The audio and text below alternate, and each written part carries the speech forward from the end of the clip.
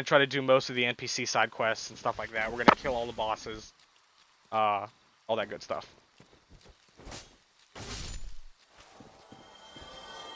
Come here. Come here. Come here, big guy. Gotcha. Okay. Head back down here. Go this way. We're gonna get this guy to stand up, because I totally forgot he exists. Gotcha. Alright. Head this way. And see, we can see more of the structures. You see some of these broken walls and stuff. I guess around the bonfire there is that structure. But the implication of that magical seal on that door, where you need the crest of Artorias, the implication is basically that seal was put on there later. Oh shit. Thought I heard you walking around. Come on, big guy. Show me something. Bad idea. You're gonna regret that one. Goodbye. I swing faster than you. Now give me your sword. Damn it. Because he didn't give me his sword, I'm gonna take out... Oh, shit. He fell on me. He landed on my head and he did 6 damage. Oh, get me out of here. There's another one right here. We're gonna get that item, but we're gonna get it after the boss, because I don't want to risk dying. Not for that. Ooh, let's go. Give me your sword. Damn it. We're also gonna look for a better shield for magic. Best we got this. Can I still light roll with this? Oh, I can. See, this summon sign was hidden underneath those bushes. Touch summon sign of who? Which Beatrice? Now there is some lore for this this character, but you don't ever meet her. She's just the summon sign. Like, she's not NPC like Solaire or like Siegmeyer. She is basically a Berserk reference to the manga, same as Artorias is. Artorias is actually important in the story, but like a lot of the thematic ideas in even like character design behind Artorias is just a big like Berserk reference to Guts, the main character. Hang on, I'm gonna take a drink. So remember, we can see the butterfly right there. In the boss arena, just this little bridge. I don't remember these sparklies here. Where you at? Where you at? There you are. He's very, very pretty looking. The music's also very nice. I like this music. Kind of haunting, like a haunting opera tune. See, magic. That's why I put this shield on. Come on, Beatrice. I don't have any ranged attacks except for my lightning. Which I think the lightning might do good damage. I'll use it here. Beatrice, what the fuck are you shooting at? Let's get off a lightning bolt. That thing will hurt you real bad. See, that lightning did pretty good damage. She also does really good damage. Now we want to back up. That's a bait. He'll start to blow up in a second. There it is. Little body explosion. Come on, Beatrice. Doesn't do much to her, but that'll hurt you real bad. Hit him with another bolt of lightning. Oh shit. Hey, goodbye. So all in all, not a very hard boss, but if you don't know what to look for, he'll fuck you up. Goodbye, Beatrice. Thank you very much. Got a humanity for that. Now, something else to talk about is our very first boss soul. Used to acquire many souls or create a unique weapon. Now, most bosses in this game, so the demons we fought, the Asylum Demon, the Taurus Demon, didn't give us a soul. The Belfry Gargoyle also didn't give us a soul. There is some lore in there. Mostly it's because things like the Belfry Gargoyle, that was created from scratch, from like stone. It doesn't have a soul, as far as you know. The demons, they were birthed like as a creature. They weren't like stone given life or anything, but they don't have souls either, as far as you know. Some of them might have souls later. We'll talk more about that, but as of right now, I don't remember if any of them have souls. But Let's get to it. Soul of the mystical Moonlight Butterfly, which flitters in the Darkroot garden. Special beings have special souls. The butterfly's soul is a creation of Seath the Scaleless. Now, Seath the Scaleless, he was in the intro. He's the white dragon who betrayed his own. Something interesting to note is that it says that the butterfly's soul was created by Seath. Not necessarily the butterfly, just the soul. Now, I feel like we might find some other item descriptions to talk about it. That the butterfly itself was probably created by Seath, but as of right now, from reading that, kind of interesting. It says the soul itself was created. So it could almost give you the idea that he created this soul and maybe stuck the soul in something, and it changed it into the Moonlight Butterfly. But yeah, and it also implies that he could make more. If he created one, why couldn't you create another one? It's like, this isn't a one-to-one comparison, but it's almost like a child, right? If you have one child, it doesn't mean you can't have more than one child. But by no means do I mean to imply a parental relation between Seath and the butterfly. It's just a creation. You could maybe look at it as Seath playing God. I'm sure that the thematic, that idea, that narrative is there. And see, we find this structure we've been walking up. This is what the Moonlight Butterfly was on. If we come up here, on a little blacksmith table. It looks like Andre, but he's stone. Watchtower Basement key, and the Divine Ember, and the Homeward Bone. So we have a couple different things to look at. We'll look at the key first. Watchtower Basement key. Key to the basement of the Watchtower and the Undead Burg. Now this is where we fought Havel, but because I had the master key, I could get there early. The basement of the Watchtower forms a stone cell. There are rumors of a hero turned hollow who was locked away by a dear friend. For his own good, of course. Now that's obviously referring to Havel, because Havel was once considered a hero who fought in the wars with Gwyn. Now, something that has been pointed out that I never even thought about when I first played this game and I read this, is that last line. For his own good, of course. The fact that they would even need to say that almost implies that maybe it wasn't such a righteous reason to lock him away. Maybe, there's some more sinister implications behind that. And one of the things that you kind of have to draw from it is we don't really know the source of these item descriptions. Like, it's not your character talking to himself. Because my character just came to this to Lordran. How would I know anything about anything? So this is very obviously not your character talking to themselves. This is some omnipotent narrator. So most people take it as, if you read it in an item description, it's pretty much truth. You're pretty much in the ballpark of assuming that anything you read in an item description is true. Because people will lie to you in this game. NPCs will lie to you. Petrus' haircut already seems a little fishy with the fact that he was saying shit like, oh, I can't talk about my religious mission, but if you give me some money, perhaps we can talk about it. Oh yeah, I also forgot about the Divine Ember. Here we go.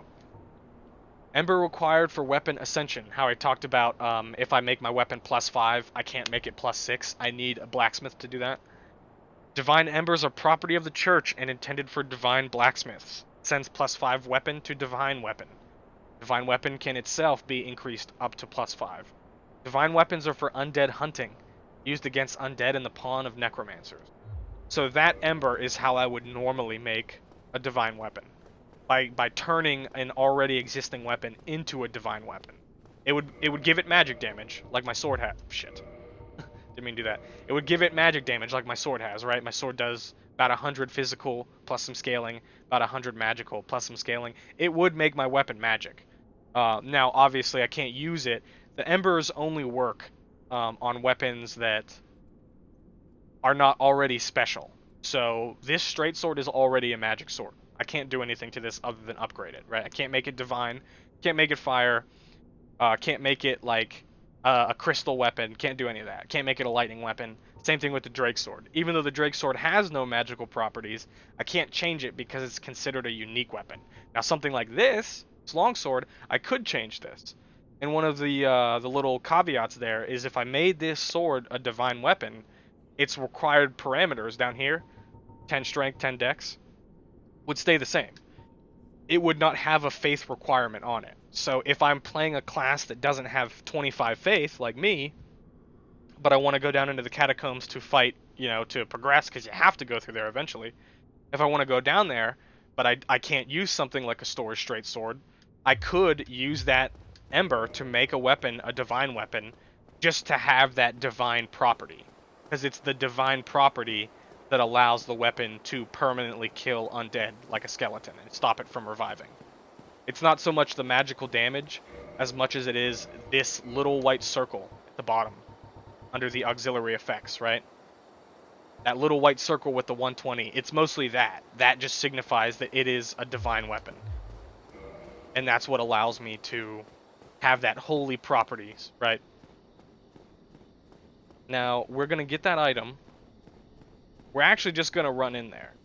Because I don't feel like fighting all these things. And honestly, they don't really have much to show off by way of fighting. And it is a big, big ambush. So we're just going to run. Hello, hello, goodbye. Which way? Which way? This way. We can try and duke it out down here, but I'm pretty sure I'm going to get messed up.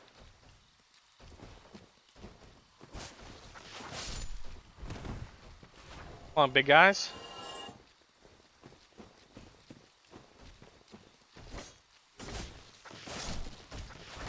Ooh, nice try.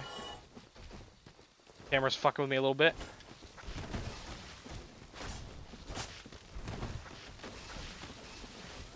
Come on. Come up this way.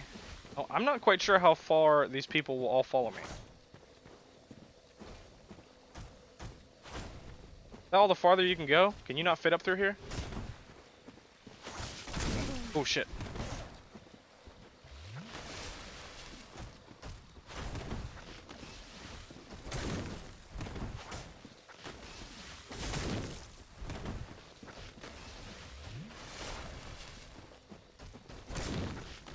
Nice try, guy.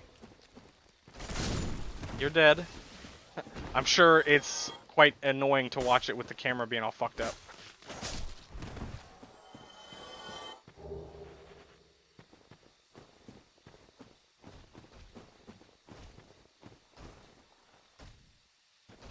You know I'm here? Can I hit you through this tree? Oh, he knows I'm here. He knows.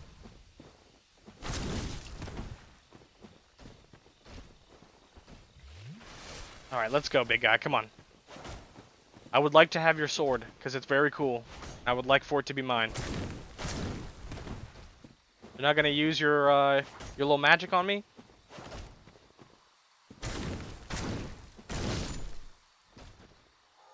Damn it! Something interesting about those knights, too, that I just remembered is their magic that they cast doesn't come from, like, a catalyst, like, Beatrice was using a big-ass magical witch staff, right? That's how she casts her spells. I have my little talisman in my hand. Those guys' magic ability comes from their sword. That's why they raise their sword up into the air. If I picked up the sword, I could do that same spell. And it is a miracle. I can actually get the spell to cast it with a talisman, but it comes innate in the blade. So I could get it, and then I could cast it from the sword if I picked up the sword. We're gonna rest here. We should level up a little bit. We're pretty good on faith for right now, so let's do some strength and dex, or get some attunement because I need another slot. Actually, let's take down the dex and we'll put this in attunement to give me another slot. That way I can have heal. Cool. That way I won't necessarily have to run between bonfires so much. And we're still gonna hang out in the garden for a little bit. We're gonna head down the path that I was ignoring earlier. We're gonna run this way. Thank you. Kill this guy. Oh yeah, I should probably show off that armor I picked up. Let's kill this guy over here first. Show off to you. I can definitely wear some of it, but it's a little heavy.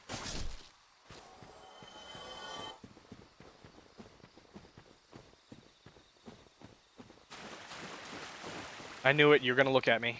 Do you have to die? I'm sorry. Okay. Alright, we're good right here. So what we picked up was the Elite Knight set. That is the set. You might be able to recognize it when I put it on. It's the set that our good buddy Oscar was wearing. Looks very cool. Some type of seal on the chest, some coat of arms. Not sure what. This is the quote-unquote like canon armor set that is used in a lot of the promotional material, right? Like Oscar is on the box in a lot of areas. Oscar is also the one lighting the bonfire in the thumbnail for my videos. There's probably some lore on here. Armor of a nameless knight, perhaps an elite knight of Astora, based on the fire-warding heraldic symbol on the blue surcoat. Although he was loath to give up on his undead mission, he perished at the undead asylum and went hollow. Now, this is specifically referencing Oscar, even though Oscar is not the only knight that wears this armor. So it's kind of weird, but, you know, nothing too crazy or too important, but that is just a weird point of contention. Armor's real good. I definitely, do not have enough endurance to wear it, but I could probably get away with wearing these two things. Ooh, I can't. It's still too heavy. But I wasn't going to wear the chest anyway. I'm going to wear this. That looks cool. Now, the real question is, can I get away with wearing the gauntlets, too? Ooh, I can. One of the real reasons I love this Elite Knight set is it goes well with my armor, because now my entire left arm is armored. Which is kind of like Guts in Berserk. It is something that I do think holds some historical value in the term of, like, people who didn't use shields, or, well, even when you did use a shield, you would armor up one of your arms more than the other. Because if I'm only going to hold a shield in my left hand should be armored, because that shield is not going to stop everything. And I don't want to armor up my sword arm too much, because then I'll make my arm too slow. So I always love how that look. The idea of, like, the more armored up left arm. Love it. Love it. Love the fashion. There is a little, like, I don't know if colloquial term is the right, like, nomenclature, but that people use for this game called fashion souls. And I have to say, I am into that. Come here. Fashion souls, yeah, it's all about the fashion. We got some more Twinkling Titanite. We got some Titanite chunks. We got Dead Low Crystal Lizard. What's up? And this is actually bringing us out. Wait, did I go too far down? Oh no, I have to go way further down. You might, I mean, doesn't necessarily mean you will, but you should recognize where this is going to bring us out here.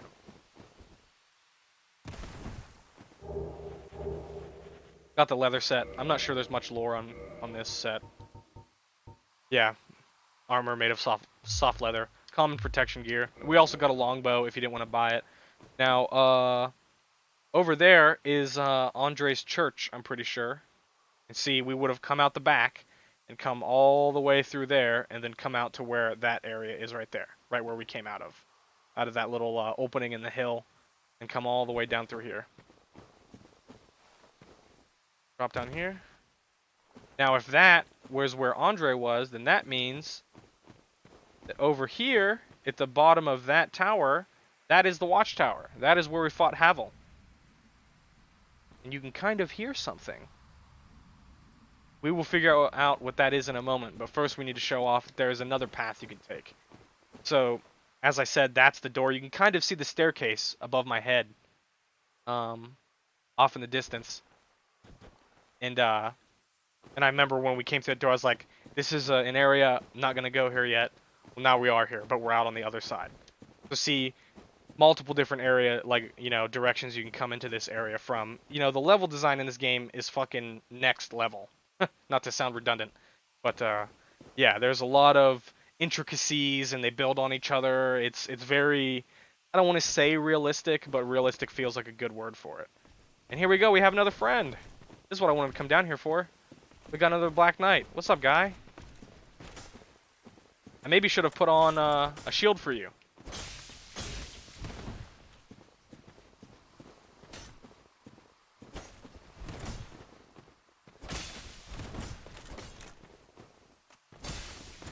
Ooh, ow.